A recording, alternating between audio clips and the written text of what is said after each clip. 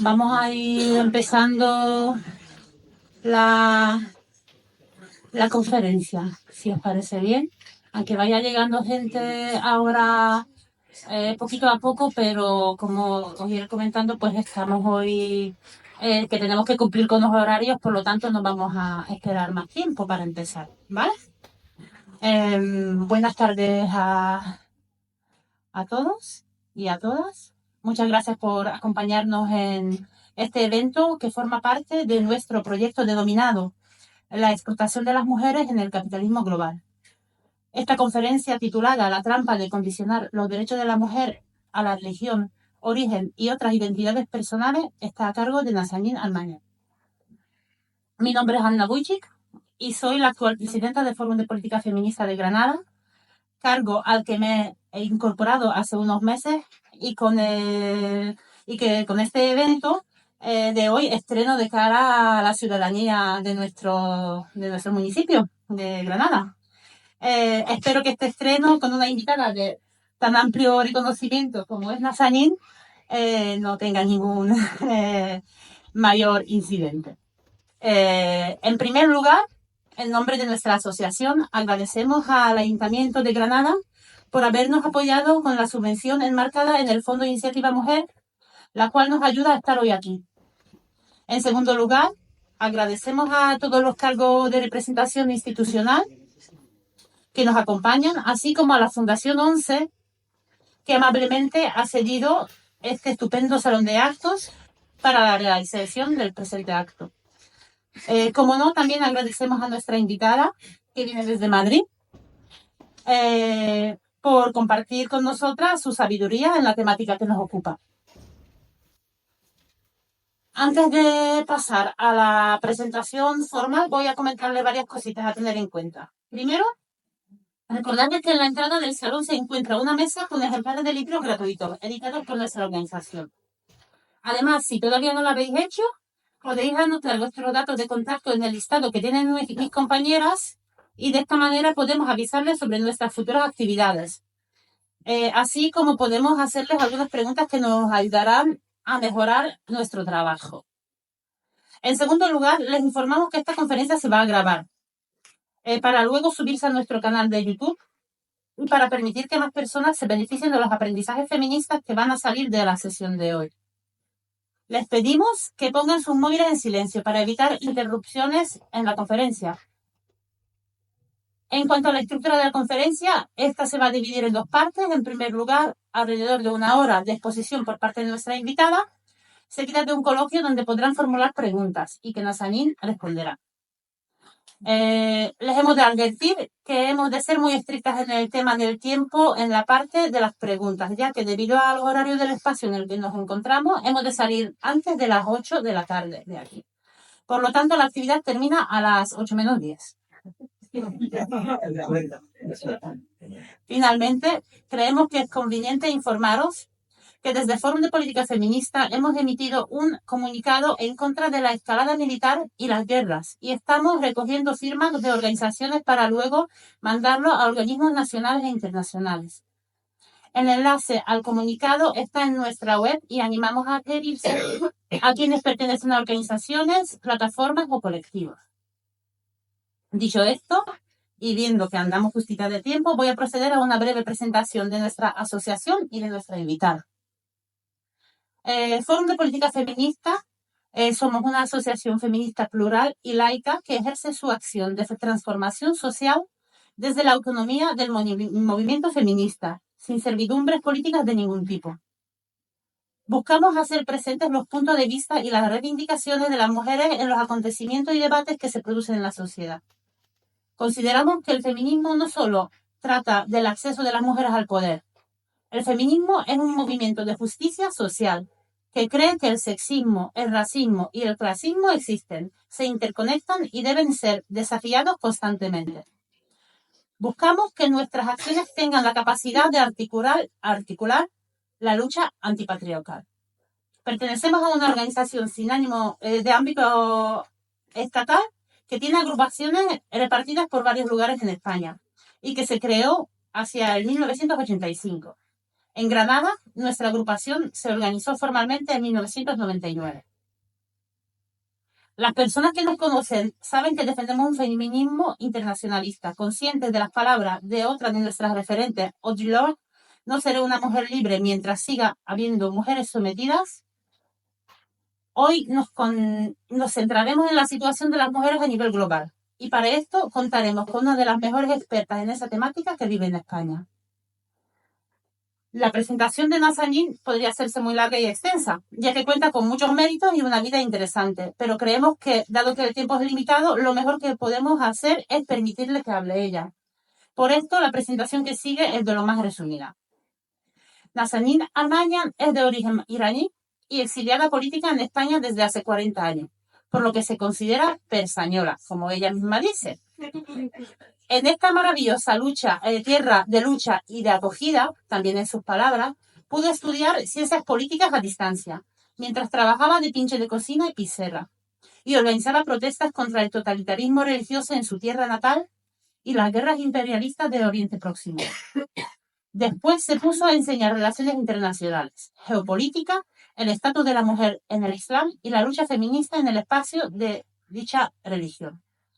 Ha publicado una veintena de libros sobre dichos temas. También es columnista del Diario Público desde hace 16 años. En estas últimas semanas, Nazanin nos ha llamado a la acción contra el acto sobre geopolítica que se realizaba ayer, el 24 de abril, en Ateneo de Madrid, con Reza Sabit, embajador de la República Islámica de Irán. Como ella dice, el representante del régimen iraní, que es el que más asesina y tortura en el mundo. Junto a otras compañeras feministas, ha conseguido el objetivo de impedir el blanqueamiento de la violación sistemática de derechos humanos en el territorio persa. Adelante, Nazanin, muchas gracias por estar aquí.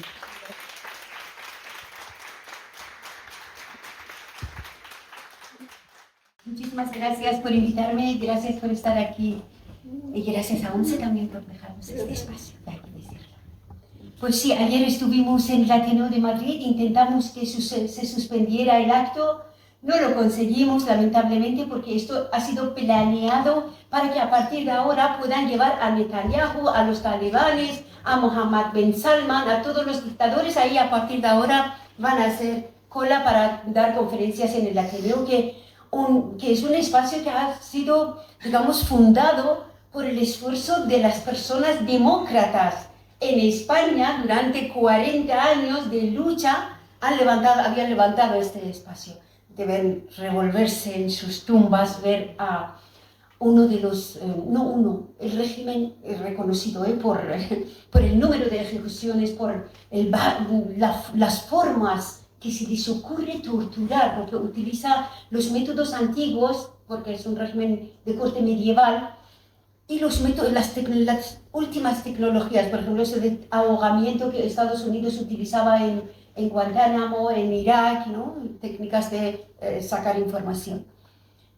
Y conseguimos, con la ayuda de compañeras, no suspenderla, pero sabotear el acto, no le dejamos hablar. Nos van a meter en la cárcel. Pero bueno, ahí estaremos también protestando. O sea, que a nosotras nadie nos va a callar. Esto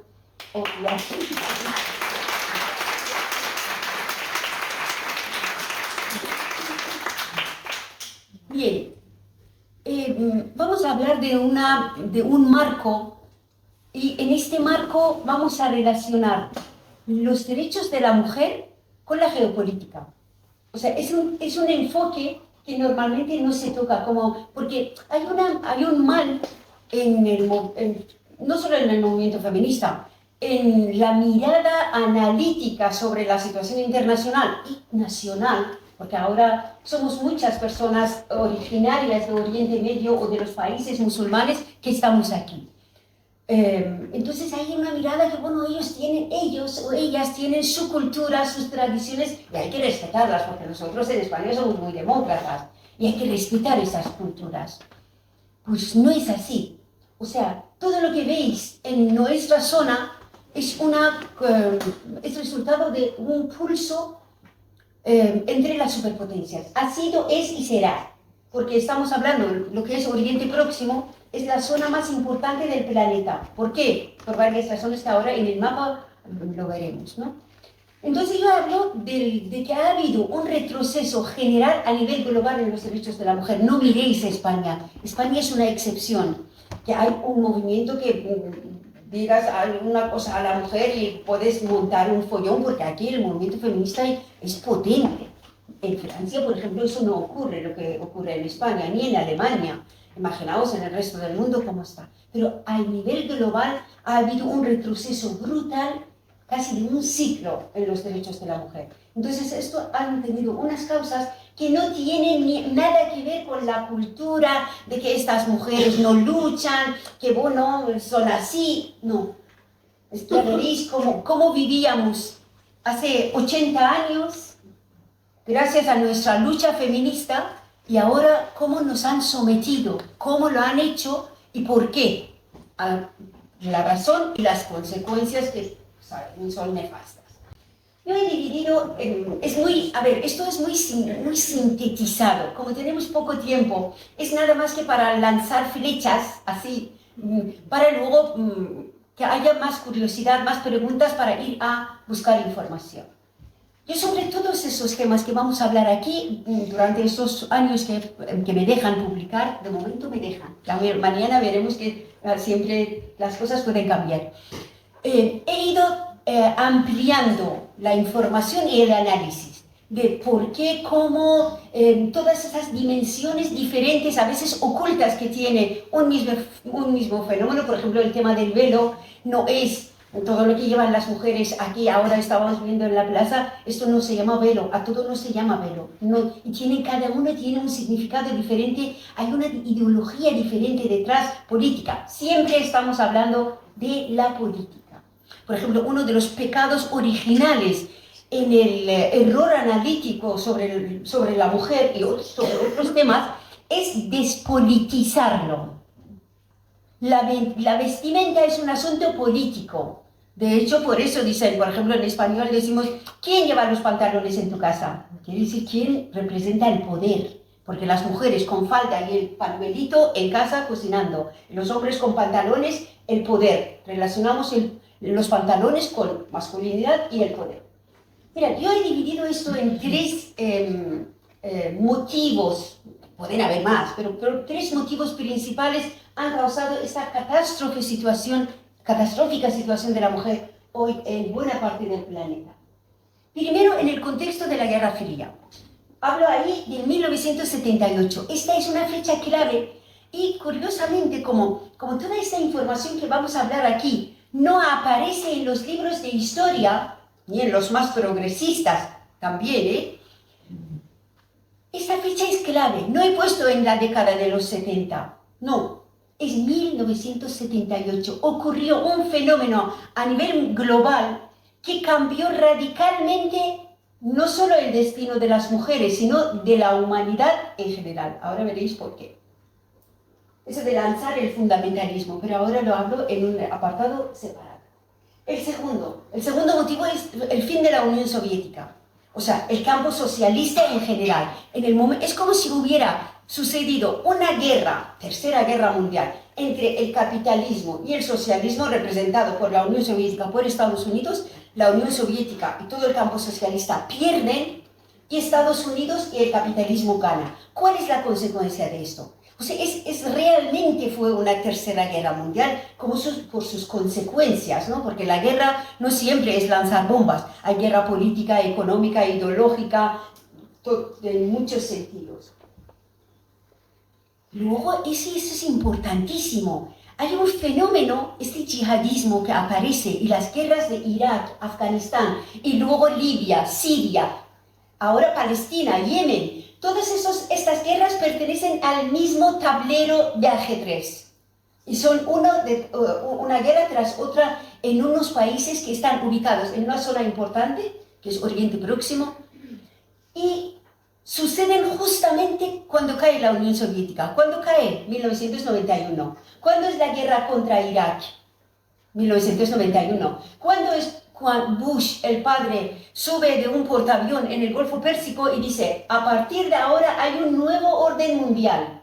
Lo declara ahí ¿por qué? Dice, hemos derrotado a los soviéticos y ahora en Irak la segunda reserva del petróleo del planeta y un estado clave en Oriente Próximo, aquí nos vamos a marcar el territorio. A partir de ahora hay un orden nuevo mundial y ahí empiezan las guerras tremendas de los Bush, luego de del Clinton y luego de también Obama. Atención, que Obama hay mucha confusión sobre él. Es el presidente que más guerras lanzó durante su mandato en los últimos 40 años. Lo que pasa, como es guapo, habla bien, es negro, nos cae bien.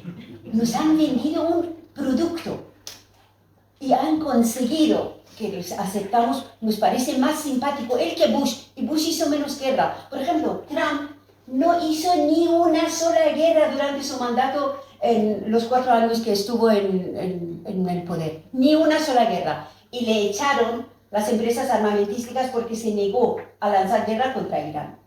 Dice, no, guerra no, contra Irán no, porque claro, él no se veía capaz de gestionar aquello. Y le echaron las empresas armamentísticas. Y ahora le han colocado en el poder porque firmó un contrato con ellos que sí que habrá guerra. O sea, porque todo esto es claro. A ver, un presidente de Estados Unidos no es como España. Aquí en España está prohibido que los lobbies, los grupos de presión, financien la campaña electoral de un presidente, un primer ministro, un partido. Pero en Estados Unidos no. Depende de las empresas. Mirad ahora Elon Musk, ¿no?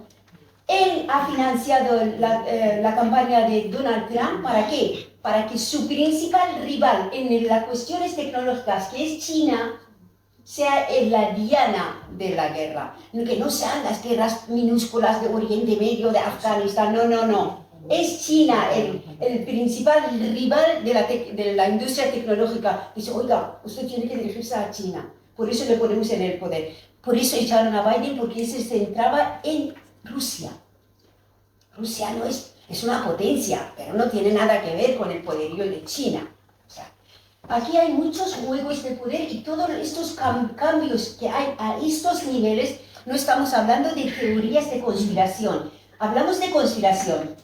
Concretamente, cuando dicen que en Irak hay armas de destrucción masiva, nos están engañando, es una conspiración. Cuando dicen que Bin Laden está en Afganistán y vamos a tirar porque él lanzó las Torres Gemelas, estamos ante una conspiración. Una sola persona con Google Maps pudiera haberle localizado, ¿verdad? Y no lo encontraban. Al final no supimos dónde está. Aún no sabemos si está vivo o muerto, porque no vimos ningún cadáver tampoco. Y eso que había muerto. Yo publiqué antes de que Obama, con aquella pantomima de lanzar la operación en Pakistán para encontrar y matar a Bin Laden, escribí 3 o 4 años antes, digo, Bin Laden está muerto. Murió de un problema de salud, nadie lo mató y murió en una base militar de Pakistán, que era entonces una base militar compartida por Estados Unidos. Pero bueno, esto también lo dijo la primera ministra de Pakistán, porque había muerto hace años. Pero bueno, para que veáis que una cosa es que nos venden, otra cosa que es, porque a estos niveles está en juego el dominio y el control sobre el planeta. Para que sean sinceros, oiga, somos adultos, incluso en una empresa pequeña, las conspiraciones que hay por el poder, engaño, trampas, imaginaos lo que hay en juego a nivel mundial.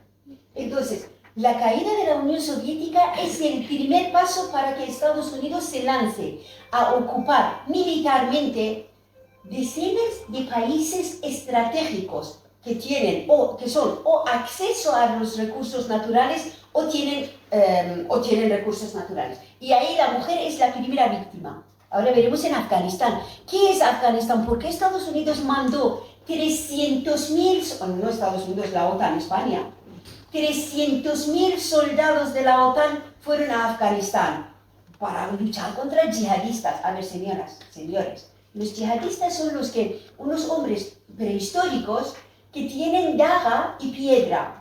No tienen ni un helicóptero. 300.000 soldados de países, de 40 países de la OTAN. Estamos hablando de los países que están armados con la tecnología punta. ¿Tú vas a mandar a Afganistán para coger a estos? Mirad, Israel, para que veáis hasta qué punto estamos, la historia nos da la razón. Israel es un pequeño estado, no es grande, a ver, es un puntito en el mapa. En un día, no, en unas horas, voló literalmente a 3.000 militantes de Hezbollah en el Líbano. En un día, ¿sabéis? Había colocado un virus en sus móviles, lo activó. Todos o murieron cerca de 300 y el resto se quedaron mutilados, que es peor que morir, ¿no? O sea, vosotros tenéis, aún no se sabe cómo lo hicieron.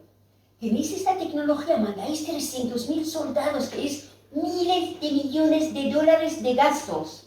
Luego son vehículos, comida, medicamentos, todos estos gastos. Para buscar a Bin Laden, pues no. Afganistán es el país más estratégico del planeta. No hay país más importante en el mundo que Afganistán. Por una razón, ahora veréis en el mapa. O sea, en Afganistán va a haber más noticias de las que ha habido antes. Y las primeras sacrificadas fueron las mujeres afganas que vivían en los años 70, 80 mejor que las mujeres españolas. Tenían más derechos. Para que veáis cómo es posible ese retroceso.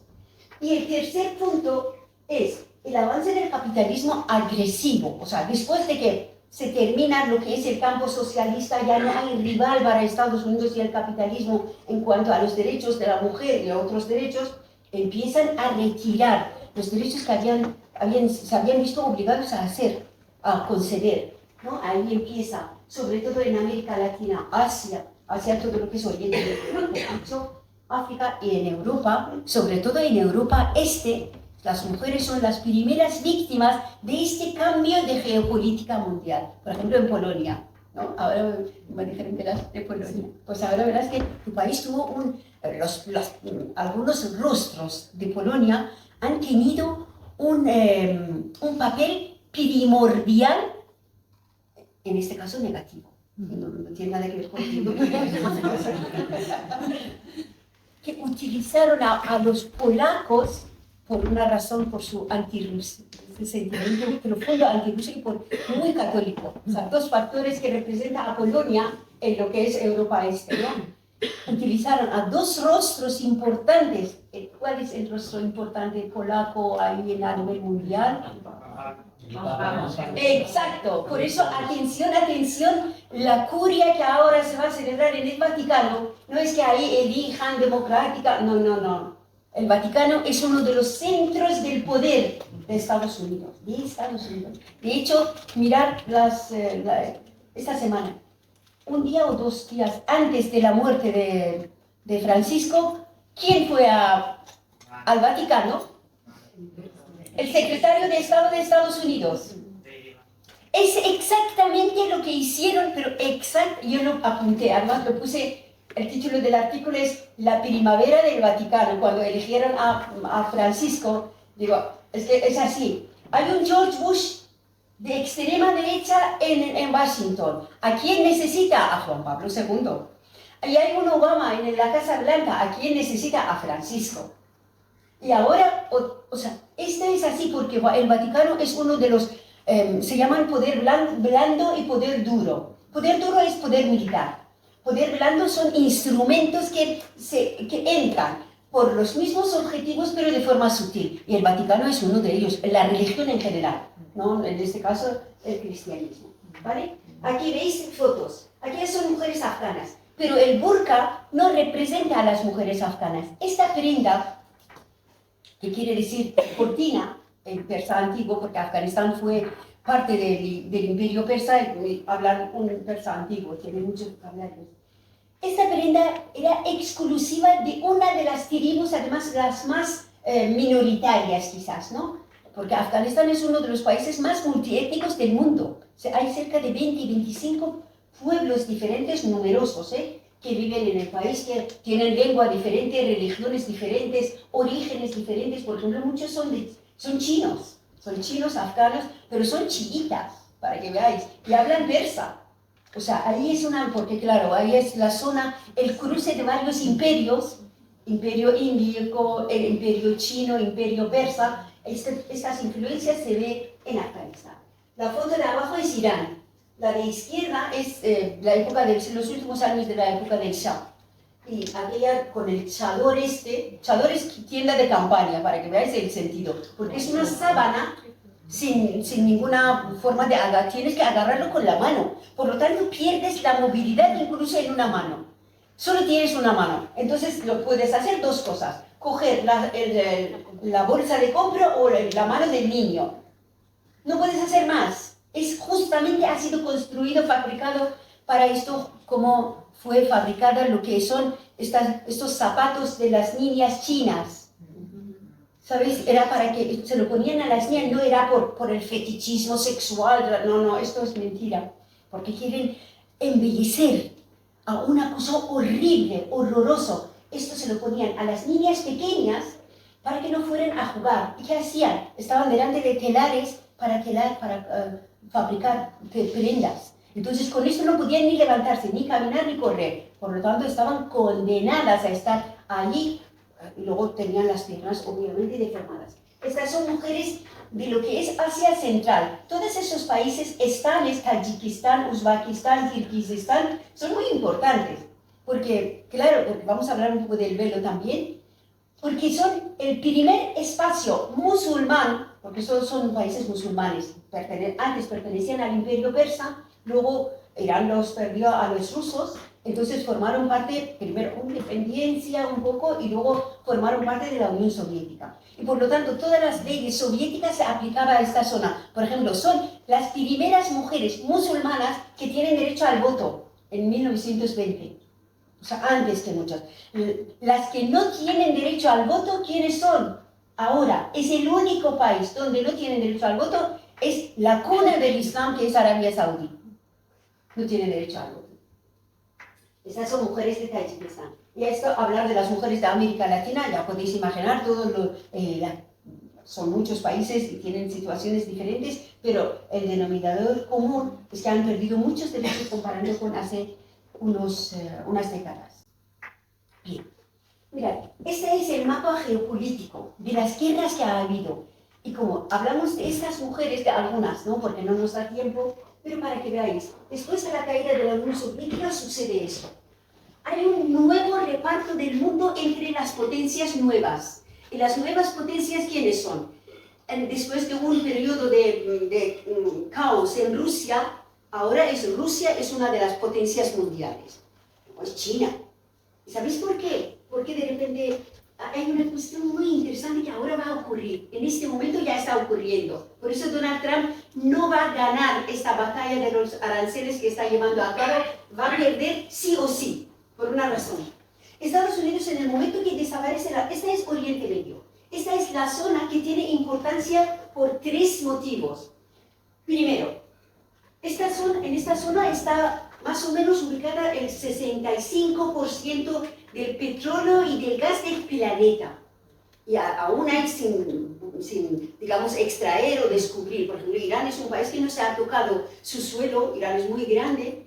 No han, digamos, hecho estudios, porque Irán ahora está bajo las sanciones y luego a los ayatolás tampoco eso importa, pero aún así, toda esta zona es la primera reserva del petróleo y del gas del planeta. El segundo motivo de la importancia de esta zona, porque ahora alguien dice, bueno, pero Estados Unidos ahora tiene petróleo, está exportando petróleo y gas.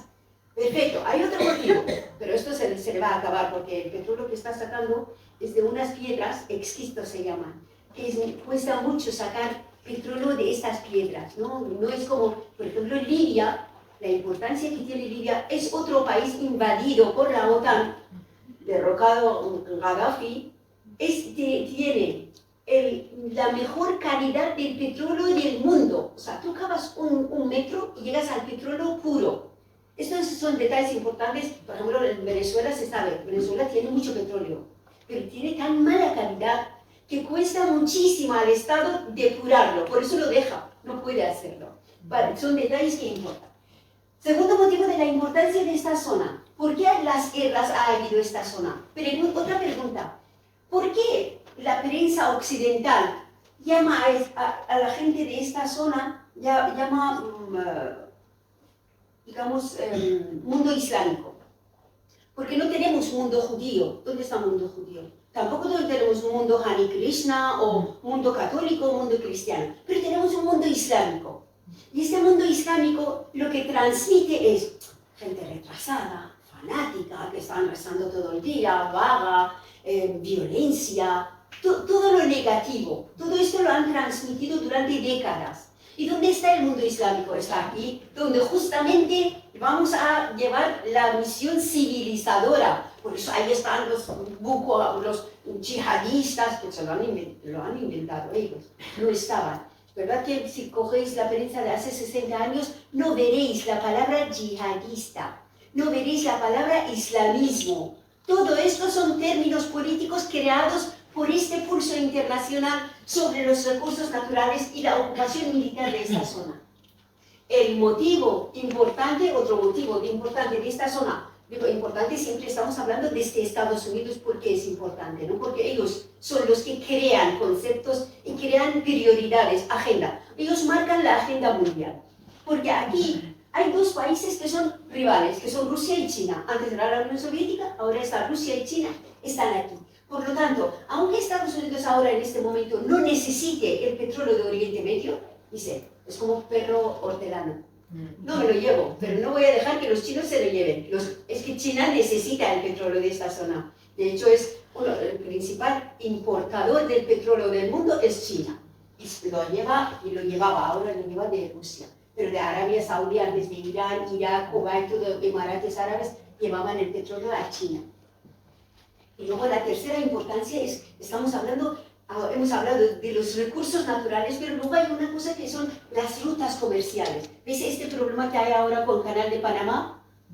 Las rutas, en el mundo hay 7 canales, se llaman 7 gargantas, que unen, son estrechos, se llaman estrechos, ¿no? Como estrechos de Hormuz, estrechos, que unen, son un océano con el otro. Y eso es imprescindible para el comercio internacional que va por el barco, no va por avión ni por carretera. Entonces, la importancia de esta zona son las rutas comerciales. Por ejemplo, Yemen. Estados Unidos está ahora bombardeando cada día unas 50 veces lanzabombas, no es noticia obviamente, sobre Yemen. ¿Pero qué pasa con Yemen? Si es el país más pobre del mundo, el último, porque aquí está en el cuerno de África y controla un estrecho, que se llama el estrecho Bab al-Mandab, por donde los barcos chinos sí o sí tienen que pasar para entrar en el Mediterráneo. Y si Estados Unidos lo controla, China está derrotado, según su análisis. Bien, por lo tanto, las guerras están aquí no porque su gente sea fanática y violenta. No, eso no tiene nada que ver, es porque ahí hay una batalla mundial por esta zona y por sus recursos. Vale.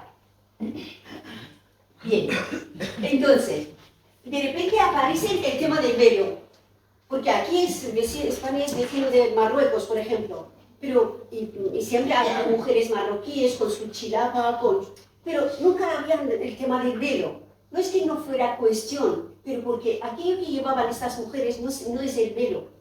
Es una vestimenta tradicional de las zonas calurosas. En este caso los hombres también lo llevan. Por lo tanto, lo que lleva la mujer marroquí, tanto en su cabeza como en el cuello, esto no es el velo porque los hombres también tienen una capucha. Hasta el propio rey de Marruecos se pone una capucha en las ceremonias oficiales. Por lo tanto, esto no es el velo, no hay que confundirlo. El velo es lo que ponen hasta aquí. Esta es la bandera del fascismo religioso.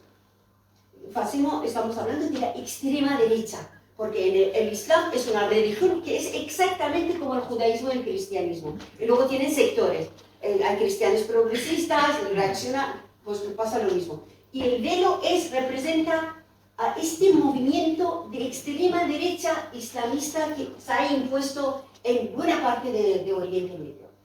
¿Qué ha cambiado en esta zona? Hemos dicho los cambios que ha habido, por ejemplo, en todo el espacio de la URSS, no solo Rusia. En Rusia las mujeres han perdido muchos derechos que consiguieron en 1920, para que veáis el retroceso como ha habido. En Irán tuvimos un movimiento feminista. Cuando hablo de feminismo, olvidaos del feminismo islámico. No, este es un invento también de ellos, del fanatismo. El feminismo es universal, siempre ha sido laico, siempre ha sido progresista.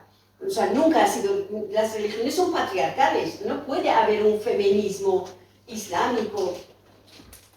En 1922 las mujeres iraníes fuimos de las fundadoras del movimiento feminista mundial, junto con las francesas, las americanas y las turcas.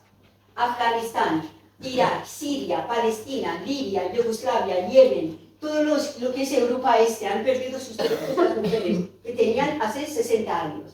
América, todo esto es América, Estados Unidos, América Latina. África ni quiere decir porque ha desaparecido del mapa. Es que no existe, porque ninguna noticia sale sobre... Vale, es verdad. Bien, yo aquí voy apuntando cuestiones que creo que luego es bueno desarrollarlo en otra reunión, porque hoy no nos da tiempo. Pero hablar de unos errores del movimiento feminista. Yo me acuerdo que hace 30 años, cuando daba conferencia, había un sector del feminismo español que me decía, oye, tú no tienes derecho a hablar de las mujeres musulmanas porque tú te has occidentalizado, no llevas el velo.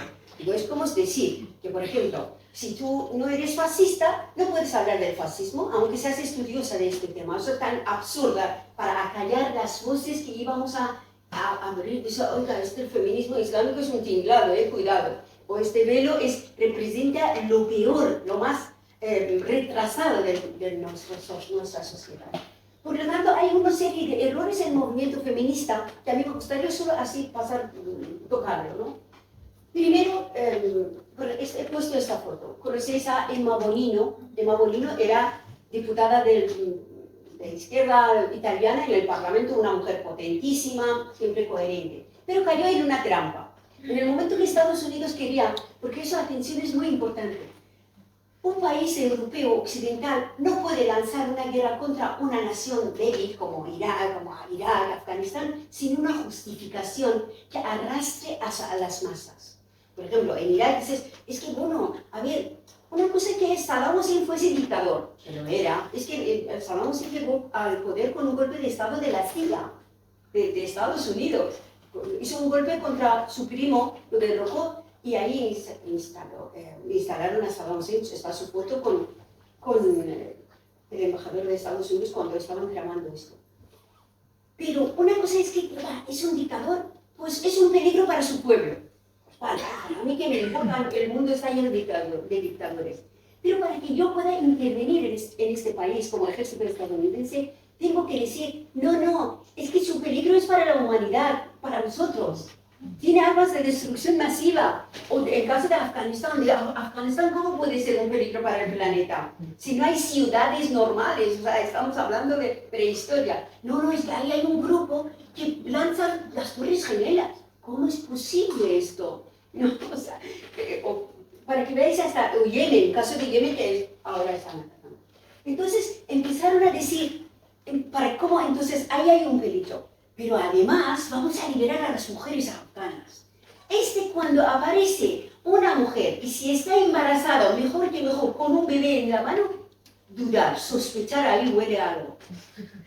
Sí, porque saben cómo, además tienen que contar con el consentimiento de las mujeres de las sociedades occidentales, porque aquí, como tenemos un movimiento fuerte, más porque estamos en muchos movimientos sociales, no solo el movimiento feminista, estamos en el ecologista, no sé qué.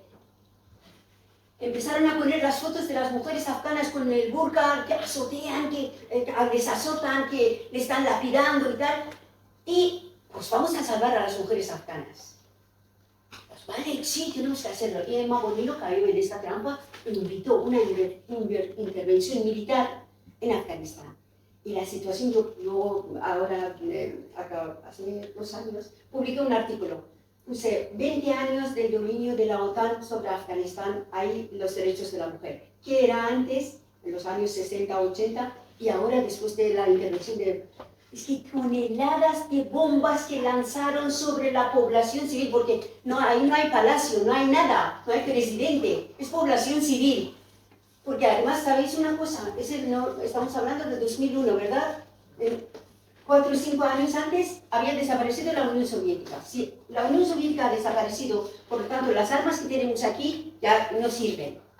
Ahora, además, la industria armamentística tiene que funcionar. Es como cualquier cosa, cualquier producto. Se ha anticuado, hay que modernizarlo. ¿Y qué hacemos con los antiguos?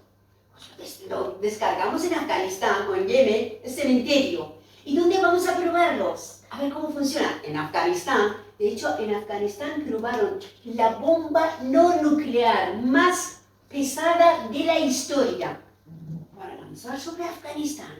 Y la gente ni se enteró. Porque así hacen pruebas y luego tienen clientes. Oye, qué bien funciona, me lo quiero, fabrícame 3. Y así han hecho, las fábricas de armas son las que de momento, por ejemplo en el caso de Estados Unidos, es uno de los pilares de la economía de Estados Unidos. ¿Veis ahora el tema del rearme? Es por eso, porque las empresas estas necesitan justificación. Ahora tienen el coco ruso, que mira, que los rusos ni han podido con Ucrania. ¿Cómo van a atacarnos hasta aquí? ¿No? Alucina. Abres la televisión y dicen, tenéis que tener el kit de supervivencia porque los rusos vienen con el ataque. Así, hombre. Todo esto está planeado con justamente rearme y luego verás que Rusia no ha podido ni con Ucrania. Bien, o sea, esto de aquí he puesto el brazo del oso, al abrazo de oso, que tú desde buen corazón dices, oye, vamos a ayudar a estas mujeres, pero le lanzas bombas.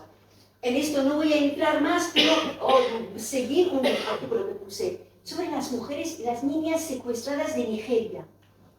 ¿Os acordáis? Otra trampa. O sea, que, a ver, estas niñas y niños nigerianos y en parte de África son secuestrados y son parte del negocio de trata humana. Entonces, son llevadas de un sitio a otro como esclavos, trabajar como esclavas sexuales también. Siempre ha sido así en esta parte de África. Y de repente, ¿por qué nos importa qué pasa con las mujeres, con las niñas nigerianas? Pues por un motivo clarísimo. Estados Unidos le dice a Gaddafi, al líder de Libia, de que quiero una base militar aquí. Dice, oiga, nosotros, yo líder de Libia, he hecho firmar a todos los presidentes de África, hizo él, en una declaración de que ningún país africano tiene derecho a permitir una base militar extranjera en su territorio. Esto fue de las conquistas de Gaddafi. Matamos a Gaddafi, por otras razones, porque es la primera reserva del petróleo de África y es la segunda reserva del agua dulce del planeta. No es por otra cosa, es un país pequeñito, débil. Entonces, una vez que no pudieron establecer base militar en Libia, eligieron un país estratégico y lleno de petróleo como Nigeria. Y dijeron, ¿cómo vamos a instalar una base militar ¿por qué querían ir ahí? Porque China está en África. Está controlando prácticamente todo el continente. ¿Y cómo vamos a ir? Pues, es que vamos a liberar a las niñas nigerianas. Y le mandaron un mensaje y yo lo puse, porque hay un mensaje del secretario de Defensa de Estados Unidos, dice al presidente de Nigeria, es que queremos estar aquí porque aquí hay muchos yihadistas, debe haber un poco, y queremos una base militar. Y este dice, recurre a esta declaración que habían firmado en los años 70. Dice, no, es que vamos por las buenas o por las malas. O sea, o le vamos a derrocar al presidente de Nigeria es cosa de un segundo. O vamos a reclutar la opinión pública del mundo que vamos a mandar tropas para liberar a las niñas nigerianas. Dice, ¿dónde tengo que firmar? Firmó. 800 militares estadounidenses llegaron a Nigeria y el asunto de las niñas nigerianas se acabó. Ahora le sacaron hace unos días como una cuestión de historia. Por lo tanto, tener cuidado. Esto de abrazo del oso, de que mandamos tropas para liberar, las tropas siempre perjudican a la población civil. Es militarismo. Luego es el despolitizar el tema de uno de los símbolos de la opresión sobre la mujer, que es el velo. Mira, el velo tiene mucho significado. Hoy no es el tema. Yo sobre el velo me dedico 2 horas, porque es muy complejo y tiene muchas dimensiones. Pero solo así de paso. Esta prenda que lleva esta señora es una diputada de Izquierda Republicana de Cataluña. Atención. Porque en España hay una cosa muy curiosa. Cuando las fuerzas progresistas, si viene quieren demostrar que somos muy demócratas, buscan a la mujer más velada, más radical para incluirla en la foto. Mira, a personas como yo es que nos excluyen radical, nos etiquetan de occidentalizadas porque no tienen ni idea que, por ejemplo, los pantalones que llevamos las mujeres, los hombres, es un invento persa de hace 3000 años. De hecho, el nombre pantalón es persa. O sea, no, las mujeres no llevábamos esta prenda, ni el chador, ni el velo. Buscas los monumentos de Persépolis, del Imperio Persa, no ves el velo en la cabeza de ninguna mujer iraní, reina o ciudadana normal. Esto no es así, o sea, no me he occidentalizado. Por lo tanto, y luego, una cuestión, además es como es un insulto, te has occidentalizado, o sea, ya eres agente de la silla. Sí, o sea, lo dicen directamente. Luego es importante que pensar que esto es esto se llama feminismo blanco, que hay un movimiento importante, por ejemplo, desde Cataluña empezó y se expandió, que las mujeres feministas, como somos muy blancas, no podemos intervenir en los derechos de otras mujeres que son negras, o son marrones, oiga, ya eres racista, o sea, ya estás condicionando el color de la piel y tal a los derechos. Has hablado con ellas, mujeres, todas están encantadas, pero claro que si no están encantadas llevarán palizas, como mínimo palizas, ¿no? Luego hay muchas técnicas de imponer un velo a una mujer, muchísimas, y todas sutiles como en la iglesia, en la religión católica también hay, ¿no? Otras. Entonces ese tema del feminismo blanco, el feminismo es feminismo. Cuando dices feminismo es igualdad de derechos, eso es universal. Luego no pones, pero respeto sus tradiciones, pero respeto su religión. A ver, la religión, las tradiciones siempre las han creado los poderosos. Yo no puedo crear una tradición. Esto, por ejemplo, yo hago una iniciativa, si el Ayuntamiento de Granada no la aprueba, no se va a quedar como una tradición, porque tiene poder de tener detrás para que se perpetúe en el tiempo. Por lo tanto, todas esas tradiciones son de las clases altas y para control social, absolutamente. Despolitizar no, estas no son tradiciones ni religiones de estas personas. Mirad, en el Corán solo hay una referencia sobre el velo, solo una. Al contrario de la Biblia, que lo toca de alguna manera distinta. No sé si vamos a hablar de esto. Pero solo hay una referencia, y no es por cuestión religiosa. De hecho, entre los 5 pilares del Islam no está el velo. Los 5 pilares es que tú creas que Dios es único, que tengas que ir a la Meca, a llenar el bolsillo de los saudíes, además de petróleo que se tienen cada año. 10 millones de personas tienen que ir, sí o sí, porque todos somos pecadores. Y todos morimos, pero si quieres no ir al infierno, tienes que ir obligatoriamente a la Meca a soltar la pasta para que te perdone Dios. Entonces, claro, todo esto está prácticamente confeccionado. ¿Por qué he dicho esto del Corán? ¿Eh? Que el velo no está en el Corán. Ah, que no está en el Corán. La única referencia que hace en el Corán, atención, es sobre la fertilidad, la edad fértil de las mujeres. Y eso, atención, porque estábamos hablando ahora de las niñas en los colegios, niñas que llevan el velo en los colegios. En el Corán dice, las mujeres que llegan a la menopausia pueden deponer sus velos. Anda, porque ya no nos interesa, ya no somos interesantes para los hombres, porque claro, ellos quieren hijos. Estamos hablando de un libro de hace 1400 años, ¿no? Entonces, las mujeres que ya hemos llegado a la menopausia ya estamos fuera del mercado de sexo y del matrimonio. Podemos vivir como quiera porque nadie nos mirará, no importa. En cambio, si somos jóvenes y guapas, tienen que envolvernos en el velo para ocultarnos de otros hombres por la escasez de mujeres que había en aquella época, porque estamos hablando de una zona desértica. No hay comida, hay pocos recursos y primero comen los hombres y luego muchas mujeres mueren en el parto, sus hijas. Por lo tanto, claro, la mujer era una joya, tenían que ocultarla. Y entonces, si ya eres menopáusica, pues no, hace falta. Por lo tanto, ¿por qué ponen el velo a las niñas de 7 u 8 años aquí en España? Porque es un anuncio, esta niña ya está en el mercado de matrimonio. Así, literal. ¿Vale? O sea, luego a veces las entregan a la familia del futuro marido, que siempre son familiares, para que la suegra la eduque según los gustos le enseñe a cocinar, coser, según los gustos de su hijo. O sea, ya una niña perdida, prácticamente, sin infancia, sin adolescencia, sin nada. Porque esta niña aquí en España, cuando se le pone el velo, no puede bailar, ni cantar, ni de excursión, ni ni montar la bici, ni nada. O sea, ya deja de ser una niña para convertirse en una mujer. Y atención, las leyes de la Sharia que Khomeini empezó a aplicar en Irán en el año 78, bajó la edad nupcial de 18 años a 8 años. Sí, sí, sí. Entonces, pero esto no es solo esto. No solo es que tú es un régimen pederasta, porque ofrece a las niñas a esta hora a los hombres. Afortunadamente en Irán, como tenían otra mentalidad, esto no coló. Pero el problema es que ya como es una adulta, porque es literalmente, legalmente es una adulta, pero para algunas cosas, por ejemplo, no puede viajar ni puede votar, pero pueden violarla como mujer. Pero si comete un delito, si empuja a un compañero o un hermano y le mata, se le aplicará la ley de los adultos. Así, se le ejecuta, sí, sí, sí. Yo he puesto el nombre de varias niñas de 10, 12 años ejecutadas. Pero esto no lo ocultan, no es ningún... Lo dicen, porque es su creencia, su religión.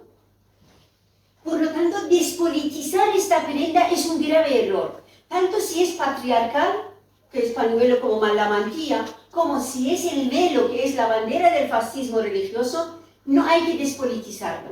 Nada es no político. Todo es política, todo. La vestimenta que llevamos es política. ¿Vale? Bien. Es que no estamos familiarizados con la tecnología. Bien, otro asunto para que veáis. Por ejemplo, la extrema derecha en España, en Alemania y tal, ha lanzado ahora esta campaña contra los inmigrantes. En gran parte es contra las emigrantes, porque ellas son las que visibilizan la religión, ¿no? Tú no puedes distinguir si este señor es musulmán o no, pero una mujer musulmana, aunque os digo, el 99% de las mujeres musulmanas del mundo no lleva el velo. No lo lleva. ¿El primer país musulmán del mundo cuál es? Es esto. Cuando hablamos del Islam, pasamos por Oriente Próximo, donde está el petróleo. El primer país musulmán del mundo es Indonesia. 200 millones de musulmanes. Tiene 300 millones. 200 millones son musulmanes. Y ahí no llevan el velo. Poca gente, y ahora por el auge del movimiento de extrema derecha islámica. Por lo tanto, cuando la extrema derecha ataca a los musulmanes, en los países europeos ataca a los musulmanes, pero en Estados Unidos no ataca a los musulmanes. ¿A quién les ataca? ¿A quién? A los mexicanos. ¿Verdad? Los mexicanos no son musulmanes, son cristianos igual que Donald Trump. Porque lucha contra los pobres. Es un asunto de pobres y ricos. Esta señora que veis aquí tan guapa, tan elegante, es la jequesa de Qatar. Qatar es el país que controla la mitad del país de España. Está en el Consejo de Administración de España, del país. Y tiene aquí a Emiratos Árabes, por ejemplo, también. Tienen a clubes de fútbol. O sea, tienen un poderío brutal. Y han comprado la deuda española. Por lo tanto, esta señora que veis aquí, todo lo que siempre en Google está espectacular con diferentes ropas, ¿no? Pero siempre lleva algo sobre la cabeza que es el velo patriarcal. Es el símbolo del dominio del hombre sobre la mujer según la Biblia. La Biblia dice lo siguiente. Dice que hay una jerarquía del poder universal, en el universo. El hombre tiene que tener una señal del dominio de Dios sobre él, sobre su cabeza, que es que, atención, que es que no sois ni cristianas ni judías. ¿Qué pasa con vosotros? La kippah. La kippah es el símbolo del dominio de Dios sobre el hombre.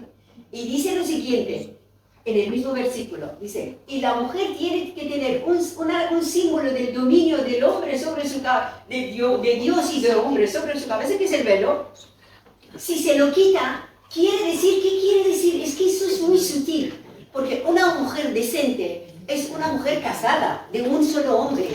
Si esta mujer, no, estamos hablando de mentalidad de hace 2000 años y de ahora, conste.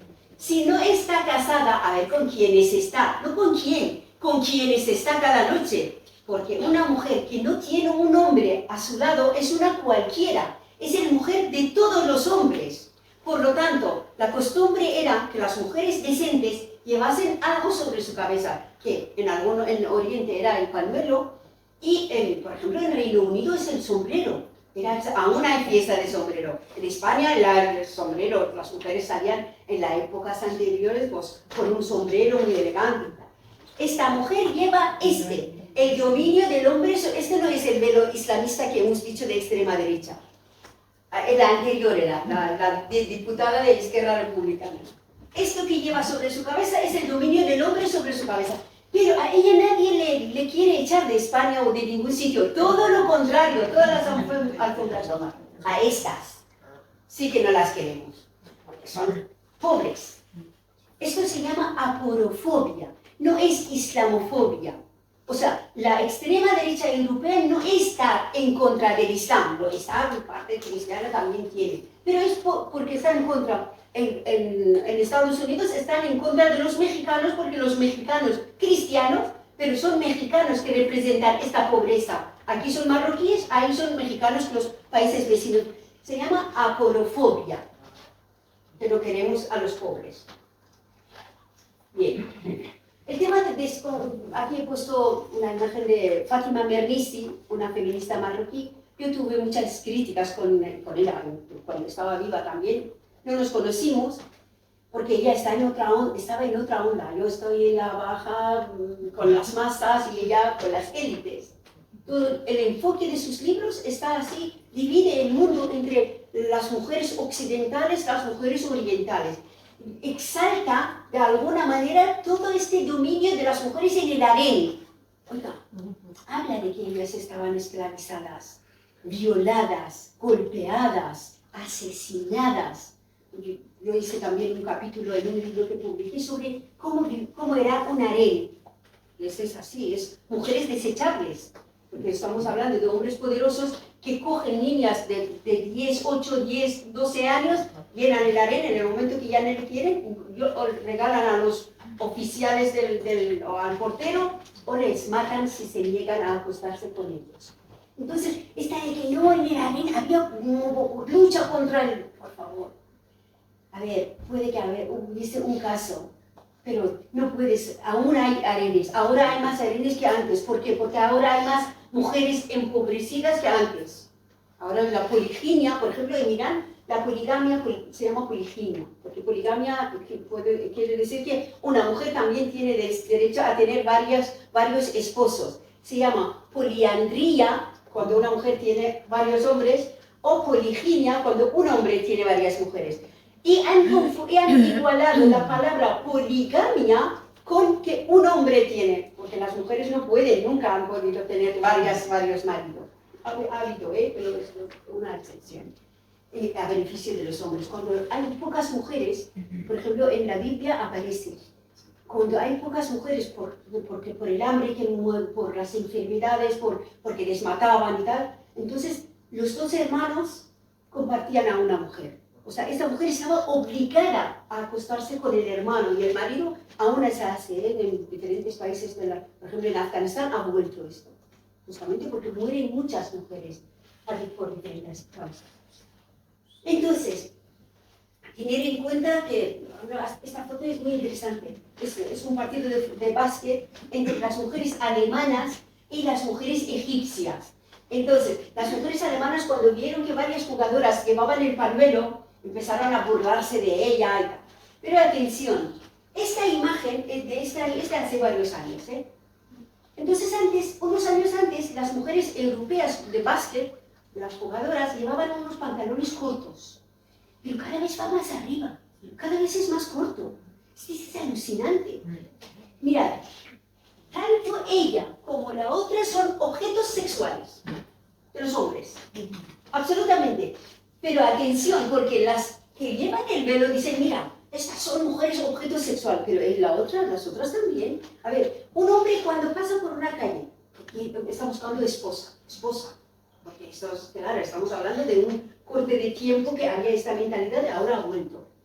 Quiere elegir una esposa, ¿y cómo tiene que ser su esposa? Bueno, tiene que tener su pareja tiene que tener dos características. Tiene que ser una mujer y luego decente.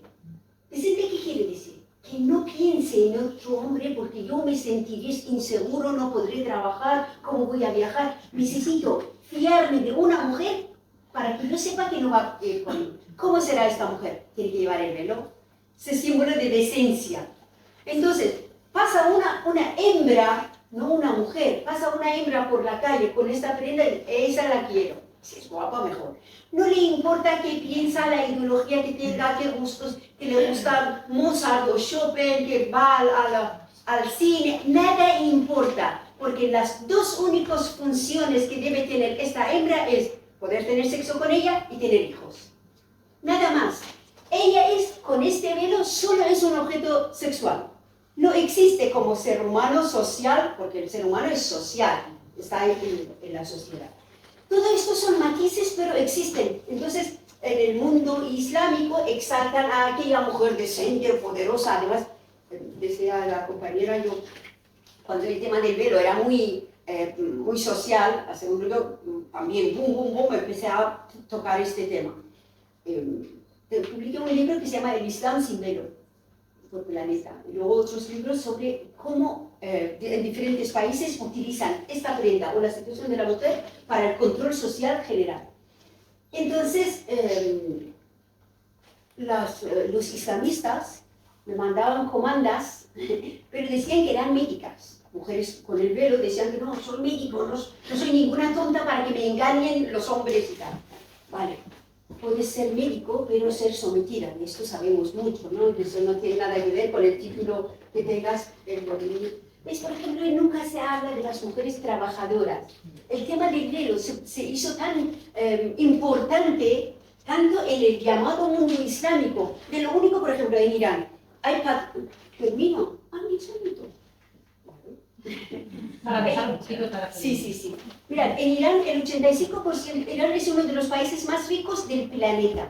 El 85% de la población, gracias a este régimen, que son gángsteres, extrema derecha, capitalistas, ultra, sin ningún control sobre los fondos públicos, de lo único que hablan es el del velo. Para que tú no hables de la pobreza, de la opresión de las mujeres sin derecho, el velo es el velo para tapar otros asuntos. Esto siempre fue. Aquí también, cuando hay un escándalo público, político y tal, venga ya el velo de las niñas y tal. Aún así hay que tocarlo, pero con una formación educativa, con una mirada, ¿no? Estas son mujeres iraníes. Este es 1922. La primera agrupación de mujeres iraníes que todas eran laicas, obviamente, que formaron el movimiento feminista iraní. Esto no es mayo de 68, es Irán en 1951. Es una manifestación iraní. Esta es una mujer iraní pilota de avión. Ahora ni una, ¿eh? Había mujeres, mujeres ministras. Tuvimos una mujer ministra en el año 68, ministra de Cultura, que el régimen de Khomeini fue de las primeras que fusiló. Porque una mujer en el poder, a ver, ¿cuándo Dios ha mandado una profeta? Todos han sido profetos. ¿No? Más fetos que profetas. Entonces es un pecado. Se ha desviado del mandamiento divino, pues ejecutarla. ¿Vale? Solo por eso. Estas son mujeres iraníes, desde Irán, es que no tiene nada que ver con la imagen de ahora, ¿no? Del país.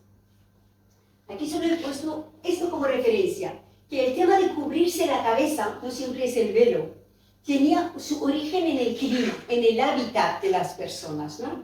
Por ejemplo, esta mujer exactamente viste un hombre marroquí, también se viste así para cubrirse, porque viven en una zona calurosa. Esta mujer se ha cubierto, es británica, obviamente, por la humedad, tú no puedes salir de la peluquería luego por la humedad, pero los esquimanos se visten también así, como si fueran mujeres marroquíes. De cabeza a pie se tapan porque en el hielo no puedes sobrevivir sin taparte. Pero no es el velo que estamos hablando, ¿no? Este es un hombre tuareg.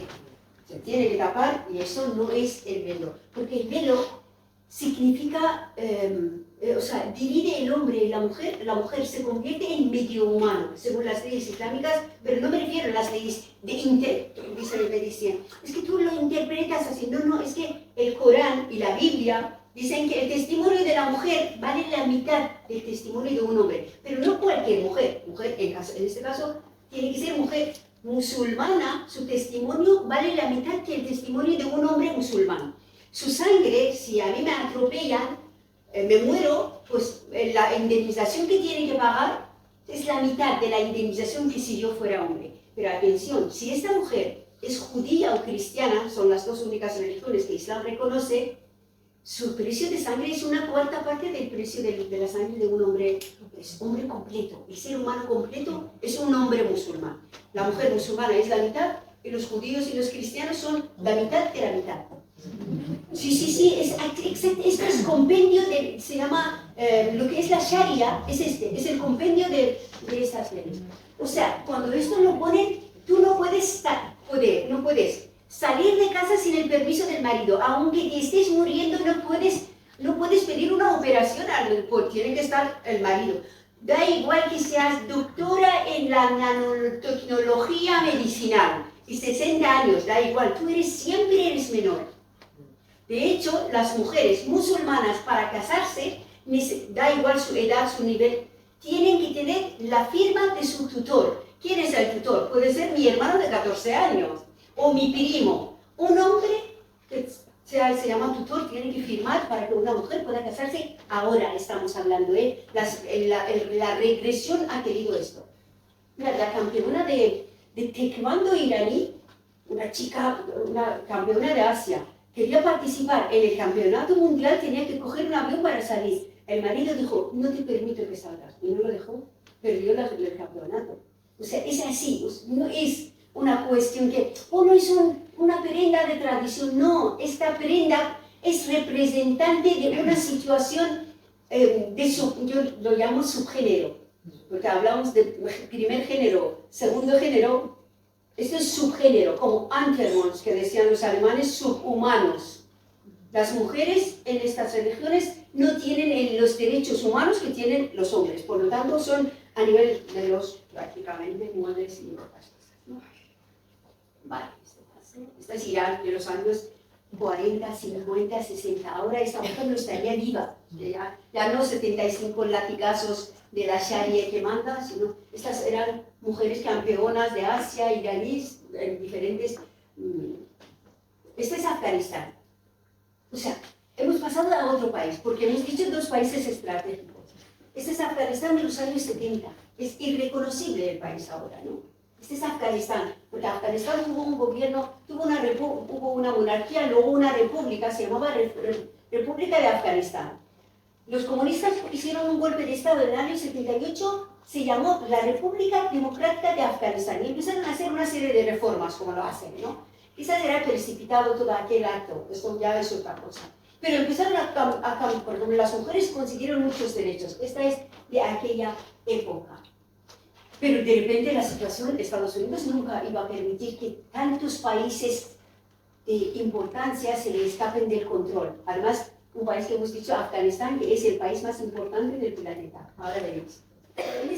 Hemos dicho en la primera diapositiva que en 1978 el mundo cambió para siempre. Hasta ahora, O sea, que el cambio. ¿Cómo fue? Estamos hablando de 1970, de la década de los 70, que Estados Unidos pierde varias guerras. La guerra de Vietnam, por ejemplo, que fue la más espectacular.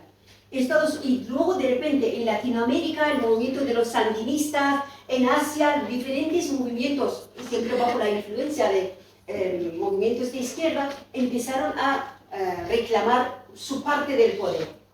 Estados Unidos empezó a aplicar una serie de sanciones contra la Unión Soviética, como ahora con el petróleo y gas, también lo hicieron, entonces bajaron el precio del mercado del petróleo, que eran $30 el barril, a $10 el barril, para hundir la economía soviética.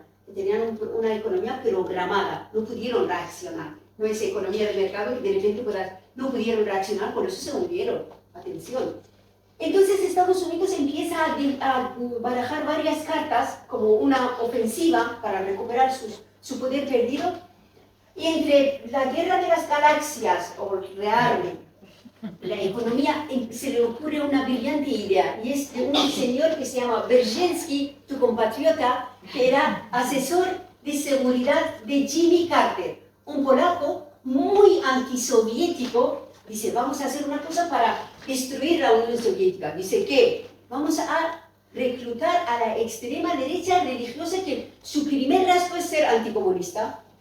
Tanto el Islam tú puedes cometer muchos pecados. Pero si eres ateo, esto es insalvable, como los soviéticos. O sea, ellos dividen en los islamistas, dividen el mundo entre dos. No entre los pobres y los ricos que hacemos la gente de la izquierda, por ejemplo. No, entre los creyentes y no creyentes. Todo lo creyente es bueno. Luego matices. Pero el no creyente tiene que morir. Pero ya. Entonces, con esta historia se unieron a Estados Unidos. Empezaron una ofensiva contra la izquierda a nivel mundial. ¿Y cómo lo hicieron? ¿Cómo lo hizo la Unión Soviética? En el año 78, los iraníes derrocamos al Shah que era un dictador semilaico. Entonces, Estados Unidos no sabía qué hacer con Irán. Irán es un país importantísimo. Esta es Irán, que tenía muchas fronteras con los soviéticos. Y en Irán la izquierda era bastante poderosa. ¿Y qué hace? Trae a Ayatollah Khomeini, llega a un acuerdo, él estaba en Irak, le lleva a París. En Francia, llega a un acuerdo con él, con la mediación de Valéry Giscard d'Estaing, el presidente de Francia, que es colega del mismo partido que Macron. O sea, ellos participaron en la creación del yihadismo. Este es el yihadismo, nace aquí.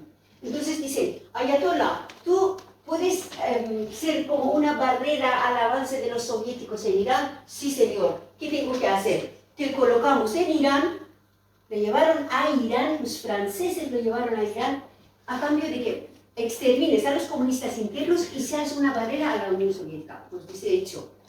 Y lo primero que hace, manda grupos islamistas a Afganistán para matar al gobierno socialista de Afganistán. De las cosas. Bien, por lo tanto ya tienen una frontera de Estados Unidos asegurada. Llegan a Afganistán, reclutan a los yihadistas, se llaman los mujahidines afganos, a cientos de miles de pakistaníes y afganos, se llaman lumpen. Lumpen son los que son personas desclasadas, que no son ni campesinos ni obreros, viven, de lo que pillan. Les invirtieron un montón de dinero, por ahí, por ejemplo, un sueldo de $200 al mes, entonces es una fortuna. Les reclutaron para destruir todo lo que es Afganistán. Lo primero que hacían era envenenar el agua de las escuelas de niñas para que las mujeres fueran a sus casas y luego atacar a los hombres era fácil. Porque para ellos esto es una táctica política. Si tú eliminas, imaginamos que no pensemos en hombres y mujeres, eliminas la mitad de la sociedad, lo controlas, luego es más fácil controlar el 50%. Y fueron así, primero fueron a por las mujeres y luego a por los hombres. Esto no es una conspiración. No, me estás cambiando aquí, pero aquí sábado, no sé. La conexión. No. Chiquitín abajo, sí, a la derecha. A la derecha es que todo. Que aquí está abierta. O sea, íbamos allí. Bueno, así os explico porque tenemos poco tiempo. Sí. Paso seguido. O sea, lo que hace primero, pero el mapa era importante. ¿Alguien informática? Ay, pero sabe las páginas. Pero aquí es la conexión. No es la conexión. Cristina, tú Es cuestión del monitor. No sé, es que de verdad no sé yo dónde estaba la página. No ha sido algo con el... Ajá. No, mira, a ver si es una de las que le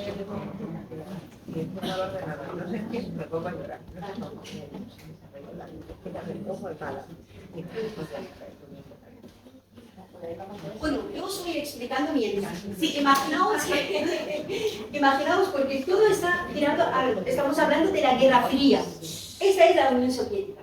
Entonces, por debajo está Irán. Dicen, Irán controlado por Ayatollah Khomeini, extrema derecha islámica y capitalista, porque lo importante en aquel momento para Estados Unidos era que Irán, muy bien, perfecto, gracias, que Irán no cayera en manos, en el campo, porque antes el mundo se dividía en el campo socialista y el capitalista.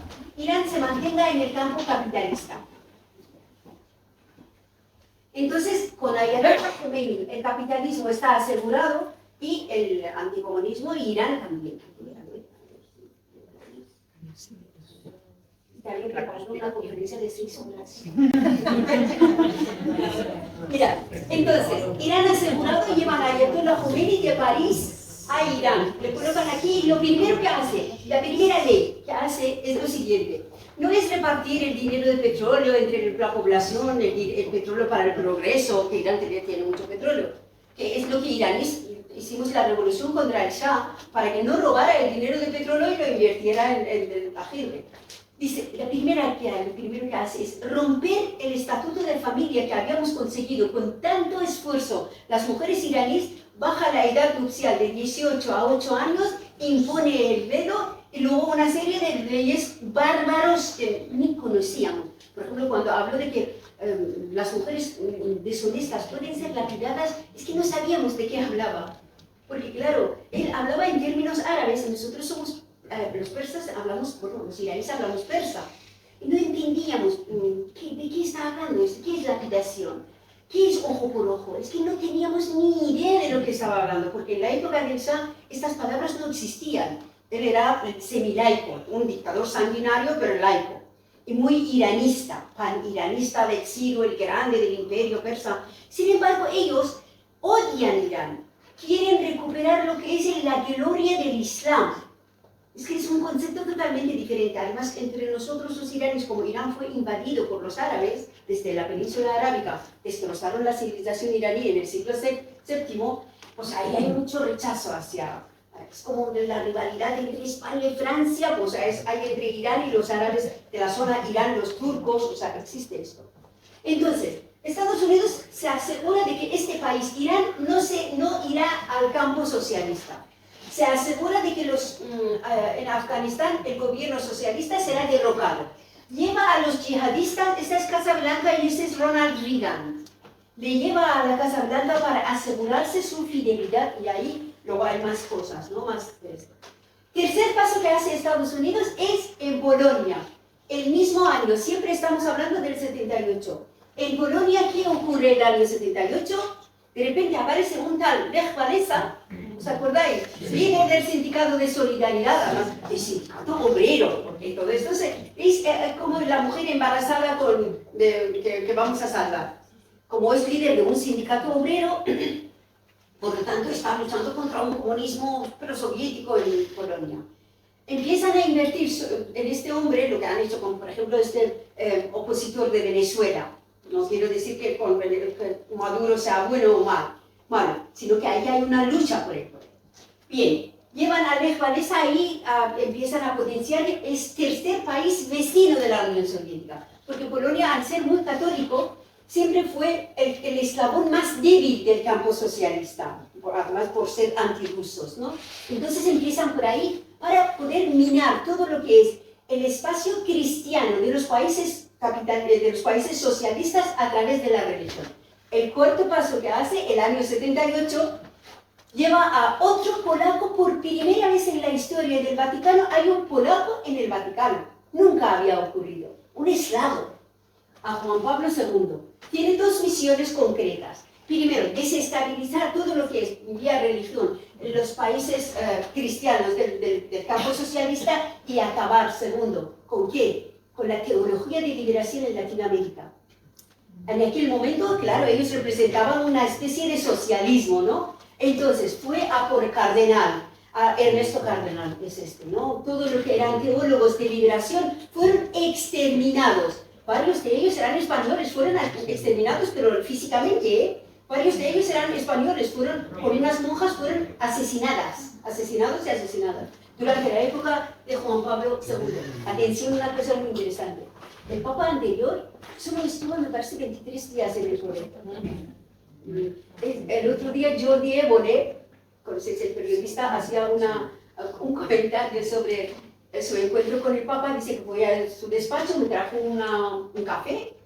Entonces, y él mismo se tomó un café y dijo a Jordi, dice, es que hay que probar el café antes de tomarlo.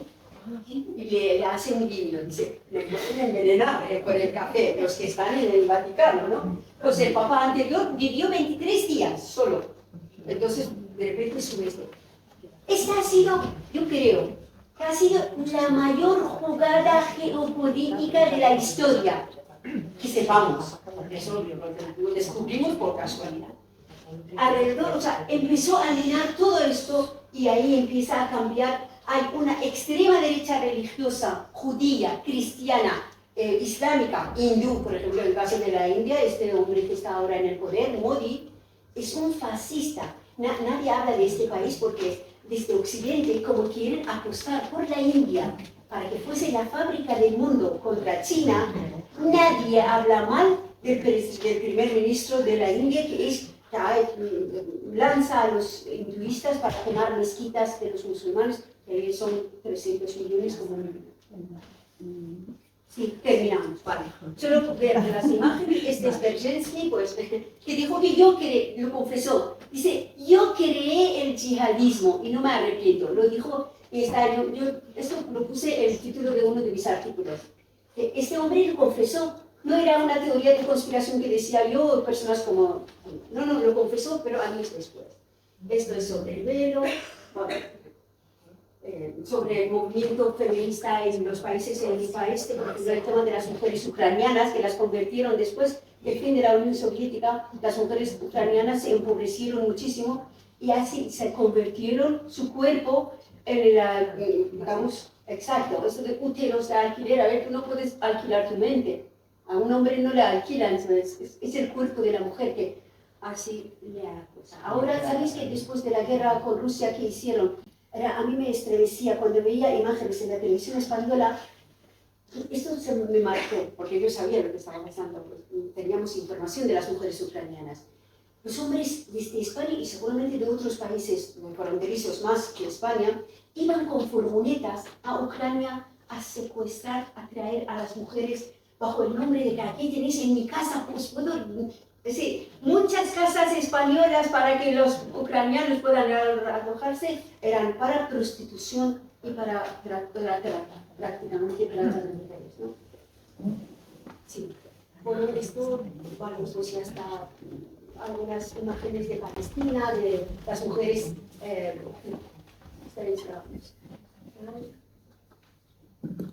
A lo mejor ahora con las preguntas pues sale un poquito Sí, el tema vale. y se puede tocar un poco Exacto. más, si te parece, porque Me parece ¿verdad? Desde luego tendremos que volver a invitarte.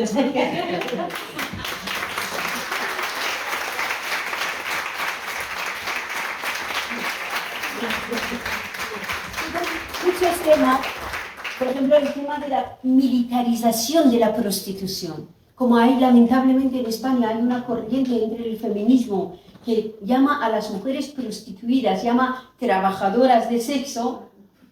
Es alucinante, eso es increíble, es el colmo de una ignorancia poderosísima.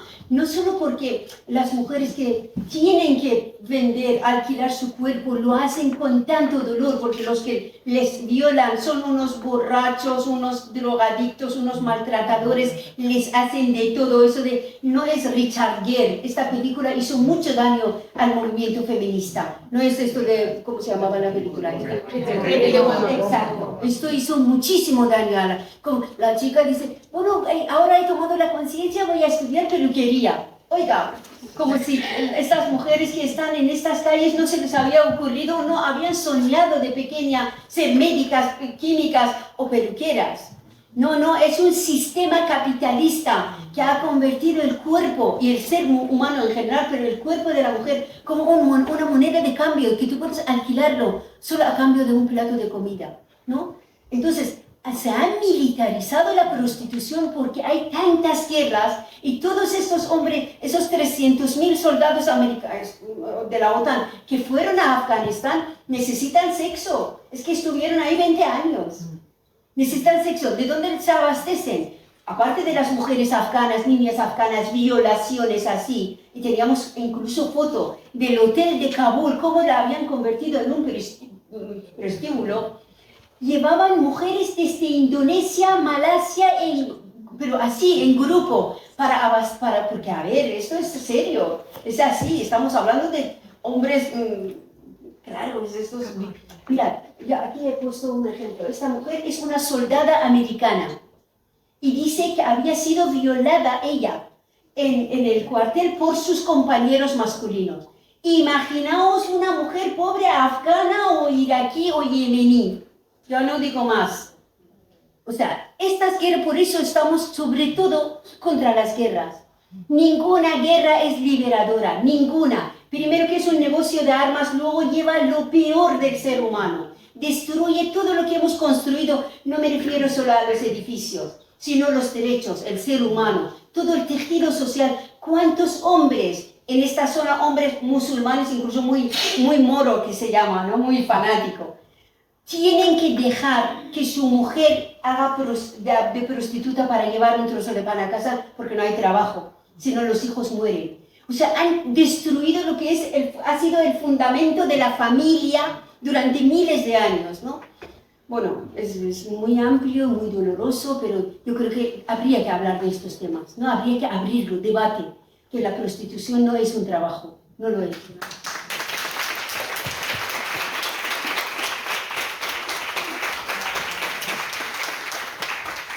Vamos a hacer pues 3, 4 preguntitas a las que no dé tiempo, si te parece, de tirón y ya respondes a ella porque creo que más no va a dar tiempo, ¿te parece? Meli tiene el micro, tenemos a Deniris, a Patricia,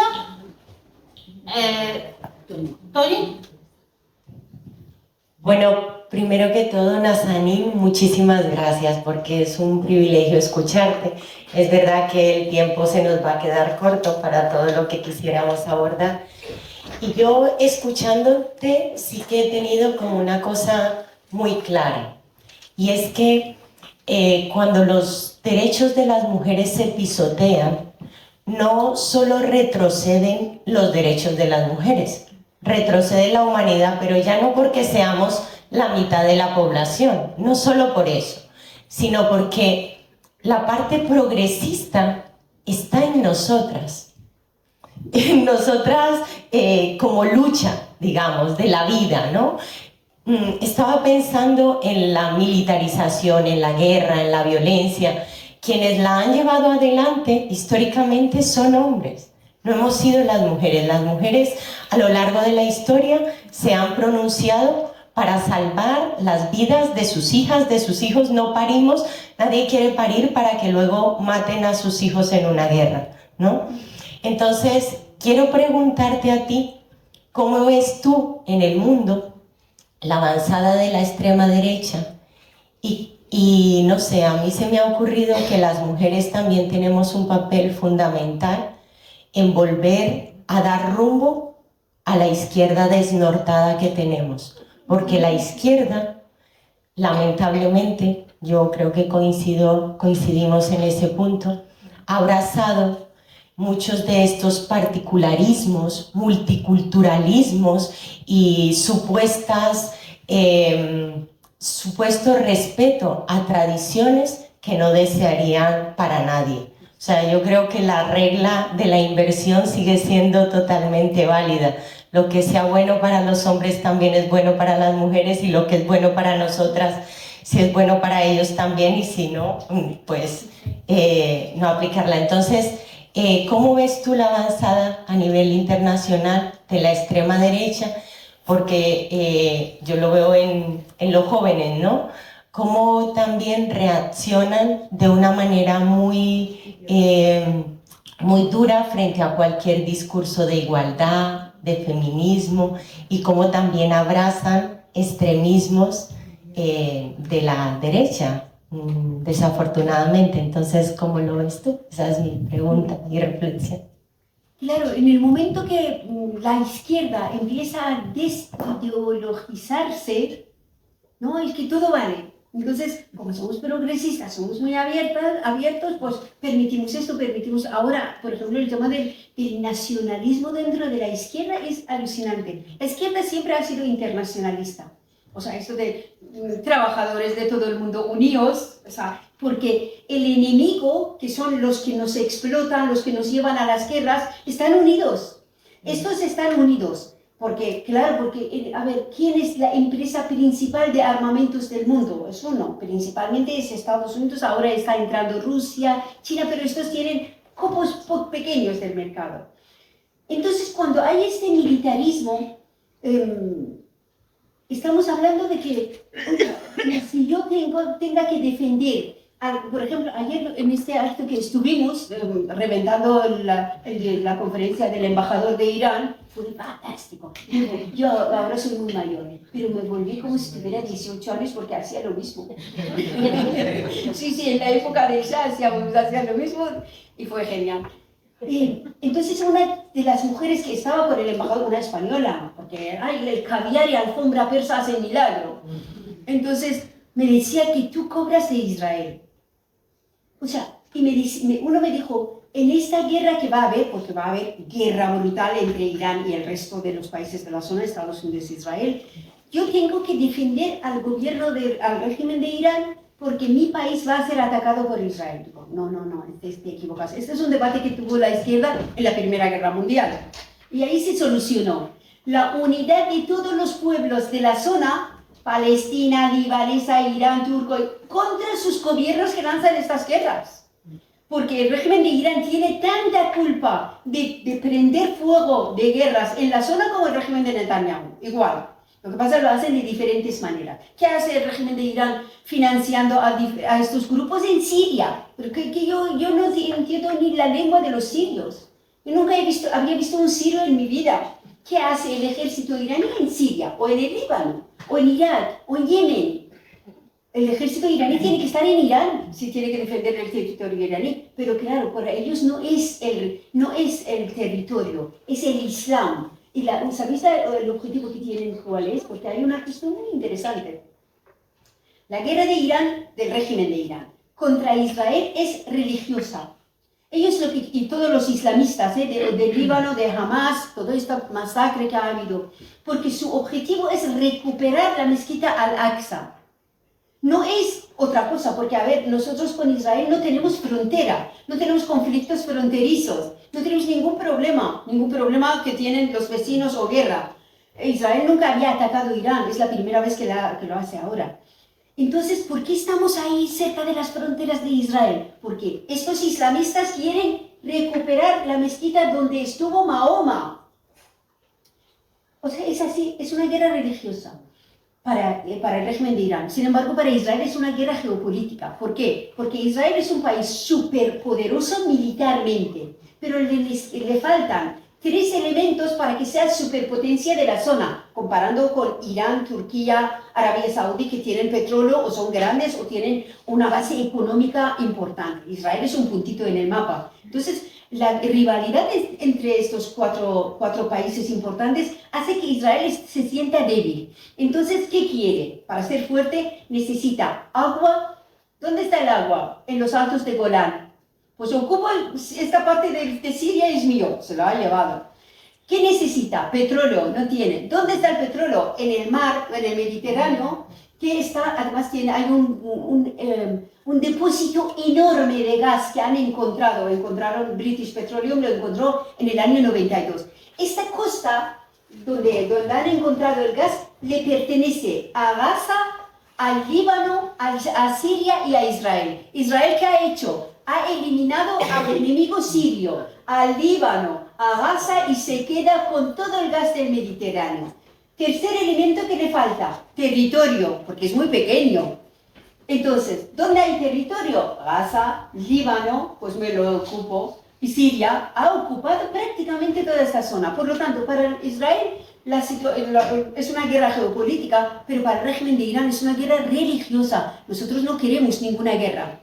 Que sea Mahoma, quien sea ahí, que tampoco hay prueba de ello, ¿no? Estos son mitos. Aunque fuese, a ver, Imperio Persa era muy grande.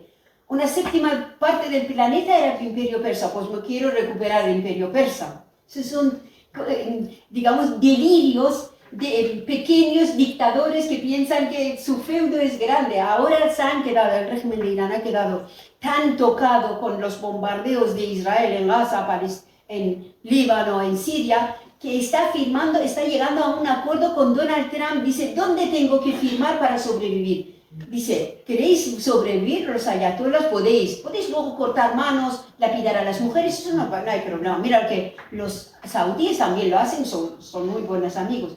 Solo queremos invertir en Irán y todo el petróleo y gas iraní sea nuestro. Pues hecho, lo están firmando. Ahora están firmándolo en Roma, en Italia están firmando con Giorgia Meloni como de anfitriona. O sea, para que veas que eso de que mi país, ahora está hablando, eso que decías, la izquierda aquí está argumentando esto, que nuestro país necesita un sistema defensivo importante, estamos de acuerdo, porque los rusos están ahí en la frontera, oiga, por favor. O sea, la izquierda, parte de la izquierda está comprando este discurso, porque no tiene un discurso, dejó su discurso que era OTAN no bases fuera, por ejemplo, lo dejó, que era antimilitarismo, que todo este dinero se invirtiera en viviendas que hace falta, que no hay viviendas, en alquileres, en todo esto, ¿no? Lamentablemente es desideologización de la izquierda, es esto el problema, hay que recuperar lo que está ahí.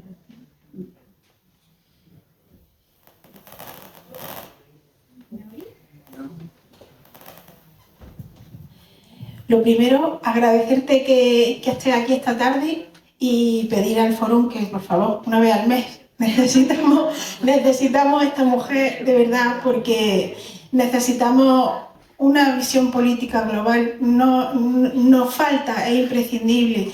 Y escuchando tu respuesta a la pregunta de Denis, la mía venía un poco al hilo. ¿Tú crees que existe en este tablero en el que parece que somos todos prescindibles alguien aparte de Estados Unidos, que es el que lleva manejando los hilos pues, desde que nació? Porque, vamos, ha puesto y ha quitado regímenes, ha financiado terroristas que luego ha usado y ha matado sin juicios, como hizo Obama con Osama Bin Laden, íntimo amigo de Bush, su familia y él, y luego enemigos mortales, porque Bush se metió en la guerra porque había atacado a su papá, etc. Que luego es eso, las guerras son internacionales, pero los motivos son personales. Entonces, pues, oyéndote, pues mi pregunta es esa: ¿tú crees que en este tablero en el que parece que somos todos piezas y monigotes, hay algún actor más o podemos de alguna forma jugar un papel aparte de Estados Unidos, que parece que es el que maneja todos los hilos? Bueno, el caso... Perdona. Sí.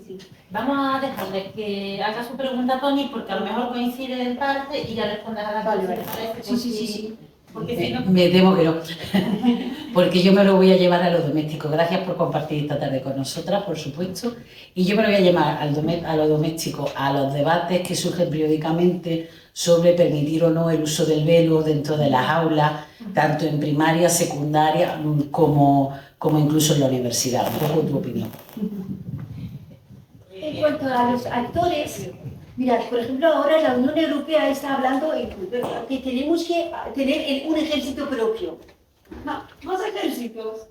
Primero, tener en cuenta que teniendo una OTAN europea, no eliminará la OTAN estadounidense. Mirad, España tiene 3 bases militares, pero Alemania es la principal base militar de Estados Unidos en el mundo. La base más grande que tiene, que está en Stuttgart. Hay 30.000 soldados americanos en Alemania. ¿Qué quiere decir? Y en Francia están, en Italia están.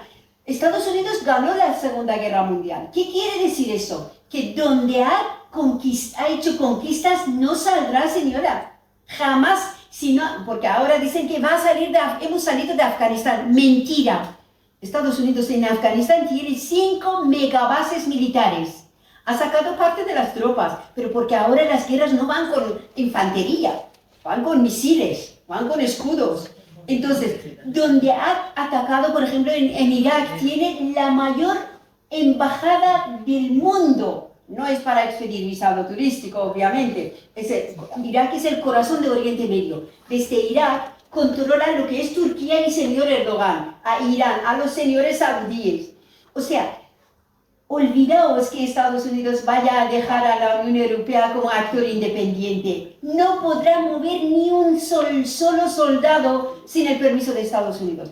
Primero porque prácticamente el 80% de las armas que tiene y que va a comprar es de Estados Unidos. Basta que no le venda un tornillo de un F-35 a Francia, todos los aviones franceses estarán en el suelo. Basta que hagamos sabotaje con una ciberguerra, que se llama mandar un virus, a una de las bases militares de Francia, digo Francia porque es el país más potente, todo París se apagará. Es que el poderío que tiene, no tenemos ni idea del poderío que tiene Estados Unidos. Por lo tanto, no va a dejar sus bases militares aquí. ¿Y eso qué quiere decir? Que, por ejemplo, nuestro presidente aquí no podrá tomar ninguna decisión. Teniendo aquí 3 bases militares de Estados Unidos, le podrán montar un golpe de Estado. Y eso no es ninguna broma. O sea, ¿para qué están aquí? Si España es un país aliado, ¿por qué necesitan tener aquí tropas americanas o base militar americana? Es lo que hizo Estados Unidos con uno de sus importantísimos aliados, que es Erdogan. Tayyip Erdogan, Turquía, cerca de Rusia, es importante. En el momento que Obama vio que Erdogan está tiene una relación demasiado amistosa con Putin, dice: señor Erdogan, no compres armas a Rusia. Dijo: no, yo lo hago porque yo soy independiente.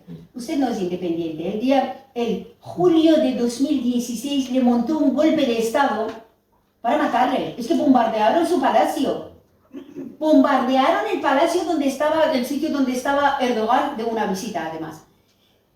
Se salvó la vida porque los rusos, teniendo en cuenta la Segunda Guerra Mundial, que podían descubrir los mensajes crípticos que había mandado Estados Unidos al Pentágono a cuando las casas estadounidenses tenían que levantarse para bombardear donde estaba Erdogan, hacer el golpe de Estado. Los rusos captan el mensaje 10 minutos antes. Mandan a sus agentes, sacan a Erdogan del palacio. El palacio es bombardeado. Erdogan es escondido, no se sabe dónde está. Luego le llevan rápidamente, una operación impresionante, le llevan rápidamente a Rusia. Y ahí está, unas 10-12 horas hasta que la situación se calma, le devuelven ahí. O sea, y luego sabéis la consecuencia, ¿cuál fue? Atención. El asesinato del embajador de Rusia en Ankara, en una exposición. Su imagen está en Google, el vídeo, porque está haciendo la presentación de un museo de pintores rusos, creo que era. En el momento está de pie hablando, y un hombre que está detrás le pega un tiro. Dijeron que era yihadista, pero los yihadistas son una rama del Pentágono, o sea, son soldados del Pentágono, directamente. Le mataron. Esto fue así, quitaste eso, entonces se calmó la situación. Para que veáis que si tú eres miembro de la OTAN no podrás hacer tu política independiente. Estas bromas a estos niveles no se hacen. Está en juego lo que es la hegemonía mundial para Estados Unidos contra China. China ya ha ganado el terreno económico comercial, ya es imposible que Estados Unidos pueda retroceder. Trump o le van a matar o se va a caer, porque lo que está haciendo, su política para beneficiar a Estados Unidos, está justamente perjudicando a las empresas estadounidenses. Lo hace porque no saben qué hacer, no tienen ninguna receta. Es una situación nueva para Estados Unidos. Ha perdido esta guerra, no sabe qué hacer. ¿Y sabéis cuál es el segundo paso que haga? Porque el poderío de Estados Unidos, que antes era ciencia, tecnología, economía, comercio, el poder del dólar, ha desaparecido. Ahora lo único que queda es poderío militar. Y va a haber muchas guerras. Donde ellos pueden ganar son las guerras. Entonces, claro, de un actor independiente, olvidaos, no va a haber ningún actor independiente. O sea, la Unión Europea, esto no, para nada, imposible. La situación es muy digamos, enquistada, tensa, misteriosa, pero sí. En cuanto al velo, yo sobre esto he escrito varios artículos. Está en Diario Público, está en internet, podéis encontrarlo. Mirad, en las escuelas primarias y secundarias hay que prohibir el velo, todo tipo de velo. Es curioso, solo os digo un ejemplo, que cómo hay una batalla sutil incluso en la derecha española. Por ejemplo, cuando Esperanza Aguirre era alcaldesa de Madrid, hubo una pelea con una foto que puse ahí, ahora no me acuerdo dónde está, de una niña con el velo. Esta niña fue objeto de debate en la prensa por si dejarle entrar con el velo a la escuela o echarle. Esta chica. Entonces, claro, Esperanza Aguirre, no, es que hay que echarla, no puede entrar con el velo, la escuela dijo que no podría y tal. Y de repente la Iglesia católica dijo, sí, sí puede entrar. Porque en aquel momento había un debate porque el movimiento laico en España era fuerte, ahora ya ha perdido todo el poder. Dice, es que claro, si quitas el velo tienes que quitar los crucifijos. Y no, señores, las religiones estas se unen contra el secularismo, contra los laicos. Luego se pelean por la mezquita de Córdoba. Exacto, ¿vale? O sea, que este es el contexto de poder. Nos unamos contra el enemigo común que es laicismo, luego nos también matamos por otra cosa. El velo hay que prohibirlo en las escuelas, porque con esta prenda no es que no solo no puede saltar y bailar, es que no tiene derecho a hacerlo. Si lo hace su padre, le matará. Por lo tanto, hay que prohibir esto.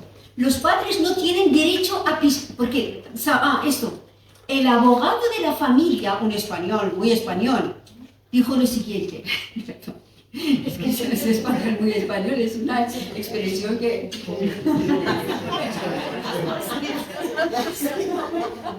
Entonces, este abogado lo dijo así, está grabado, dice, es que si luchamos contra eso, mañana aquí podemos tener problemas. ¿Qué quiere decir usted? Que, por ejemplo, los 100.000, por ejemplo, no sé qué números hay, los 100.000 personas musulmanas que están en España son terroristas, que van a poner bomba. O sea, quería decir que si haces esto nos van a poner una bomba. Exacto, que es mentira. La mayoría del 99% de los musulmanes que están aquí han venido aquí para mejorar su vida económica, no para levantar una mezquita. Lamentablemente es la izquierda española que levanta mezquita, donde ven 4 obreros trabajadores que recogen fresa, en vez de enseñar la puerta de un sindicato obrero, le levantan una mezquita.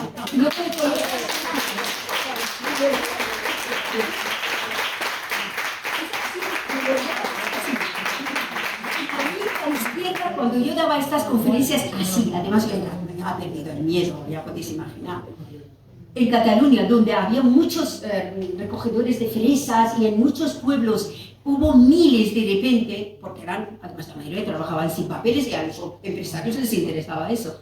Entonces de repente cambiaba el rostro de la aldea. Cuando una mujer participaba en las clases de catalán, de hacer mermeladas para poder... De repente estas mujeres fueron retiradas por estos imanes de las mezquitas. Y luego yo decía a la izquierda, pero por favor, no, es que es... Y yo descubrí por qué lo decía. Para mí, mi descubrimiento. Puede que me haya equivocado, pero era porque no encontraba la razón. Digo, es que la izquierda española obviamente tiene un problema con la Iglesia Católica, por 40 años, perfecto. Y quiere que los musulmanes sean un contrapeso a esta gente. En vez de luchar por una sociedad laica, secular, quieren aumentar el peso del islamismo, no de musulmanes, aunque sea a costa de los derechos de las mujeres musulmanas, pero que la Iglesia Católica se moleste. No había otra explicación. Entonces me boicotearon, me pusieron en la lista de los agentes del Mossad y de la CIA. Hay que prohibir el velo. Nosotros sabemos lo que es el velo. A nosotros nos azotaron, porque las iraníes no llevábamos el velo. Es que lo impuso Joméini, es el primer país que legaliza como una cuestión política. Por ejemplo, en Arabia Saudí no está obligado desde el poder, porque es la cuna del Islam, las mujeres musulmanas siempre lo han llevado. Ahora hay un movimiento de feministas que quieren quitárselo, lo están haciendo. Pero en Irán no había el velo, de repente nos lo imponen bajo la pena de muerte, pero no solo el velo, no puedes maquillarte, ni llevar tacones, ni colores. Solo había 4 colores legales, que son colores cristianos, judeocristianos, que son negro, azul marino, oscuro, azul oscuro, gris y marrón. ¿He dicho bien? Gris y marrón. ¿Qué son los colores? ¿Sabéis por qué? Es curioso, todo esto tiene una razón antropológica, igual que hemos dicho sobre el velo, que tiene una razón antropológica, que las mujeres y los hombres en este espacio se cubran, es porque cuando nace el judaísmo, ¿dónde nace? En los desiertos. ¿Con qué el ser humano tenía sus hilos? Los hilos eran el pelo de las cabras, de la oveja y tal. ¿De qué color es el pelo de la oveja? Blanca, por ejemplo, o beige. El pelo de cabra, negro. No tenían plantas para teñir. Entonces solo utilizaban los colores que la naturaleza les daba. Pero tú pasabas a Irán, a la India, explosión de colores. Siempre. Porque con esto, con los recursos naturales, el ser humano construye su cultura, su vestimenta, sus diversiones, su ocio. Tenemos que irnos.